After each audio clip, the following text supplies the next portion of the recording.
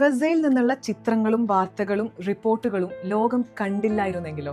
വൈദ്യുതിയും വെള്ളവും ഭക്ഷണവുമില്ലാത്ത മിസൈലുകൾ വന്ന് പതിച്ചുകൊണ്ടേയിരിക്കുന്ന ഫിലസ്തീൻ എന്ന തടവറയിൽ നിന്ന് പുറം ലോകം കേൾക്കുന്ന ഓരോ വാർത്തയ്ക്കും പിന്നിൽ സ്വന്തം ജീവൻ പണയം വെച്ച ഒരു കൂട്ടം മാധ്യമ പ്രവർത്തകരുണ്ട്. ഫോറിൻ ജേർണലിസ്റ്റുകൾക്ക് പ്രവേശനമില്ലാത്ത ഗസയിൽ സത്യം പുറത്തെത്തിക്കാനുള്ള ഏക മാർഗം അവിടെയുള്ള പ്രാദേശിക മാധ്യമ പ്രവർത്തകരാണ്. നൂറുകണക്കിന് ജേർണലിസ്റ്റുകളെയാണ് ഇസ്രായേൽ ഇതിനകം ടാർഗറ്റ് ചെയ്ത് കൊന്നുകളഞ്ഞത്. മാധ്യമ പ്രവർത്തകർക്ക് സംരക്ഷണമേകേണ്ടിയിരുന്ന പ്രസ് എന്നെഴുതിയിട്ടുള്ള ജാക്കറ്റുകളും ഹെൽമെറ്റുകളും അവരെ ഇസ്രായേലിന്റെ വിസിബിൾ ടാർഗറ്റുകളാക്കി മാറ്റുകയായിരുന്നു. റിപ്പോർട്ടിംഗ് ചെയ്തുകൊണ്ടിരിക്കെ ആക്രമിക്കപ്പെടുന്നു, വീട്ടിൽ കുടുംബങ്ങളോടൊപ്പം കഴിയുമ്പോൾ കൊല്ലപ്പെടുന്നു, ആശുപത്രിയിൽ ചികിത്സയിലായിരിക്കുമ്പോൾ പോലും അവർ സുരക്ഷിതരായിരുന്നില്ല എന്നുള്ളതാണ്. 2025 ഓഗസ്റ്റ് 10, ഒരു വർഷം മുന്നേ വംശഹത്യയുടെ നേർക്കാഴ്ചകൾ ലോകത്തിനു മുന്നിലെത്തിച്ച ധീരനായ മാധ്യമ പ്രവർത്തകൻ അനസ് അഷരീഫ് ഈ ലോകത്തോട് വിട പറഞ്ഞ ദിവസം.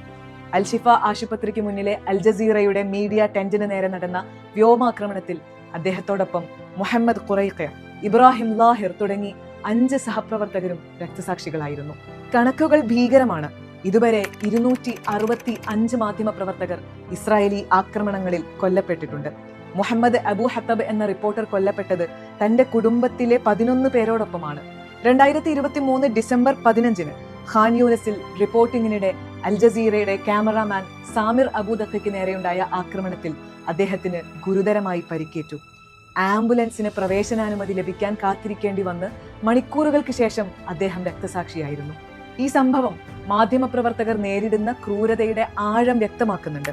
സ്വാലിഹ് അൽ ജാഫറാവി, ഫോട്ടോ ജേർണലിസ്റ്റ് ഹസൻ അസ്ലിഹ് മുതൽ കുഞ്ഞു മാധ്യമ പ്രവർത്തക യഖീൻ ഹമ്മാദ് വരെയുള്ള രക്തസാക്ഷിത്വം വരിച്ച ഗസയിലെ ജേർണലിസ്റ്റുകൾക്ക് ഇത് വെറും ഒരു തൊഴിലല്ല, മറിച്ചൊരു വലിയ മാനുഷിക ദൗത്യവും ധാർമ്മിക റെസ്പോൺസിബിലിറ്റിയുമാണ്.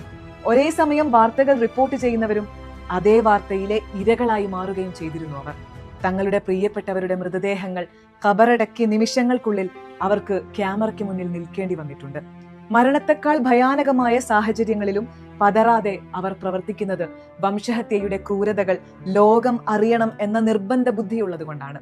സത്യം വിളിച്ചു പറഞ്ഞതിന്റെ പേരിൽ വേട്ടയാടപ്പെട്ട അനസിനെയും സാമിറിനെയും സ്വാലിഹിനെയും പോലുള്ളവർ ലോക മനസാക്ഷിയോട് ചോദിക്കുന്നത് ഒന്നു മാത്രമാണ്: ഇനിയെങ്കിലും മൗനം വെടിഞ്ഞുകൂടെ? The world killed them twice, once through silence over the crime and again through the silence over the lack of accountability.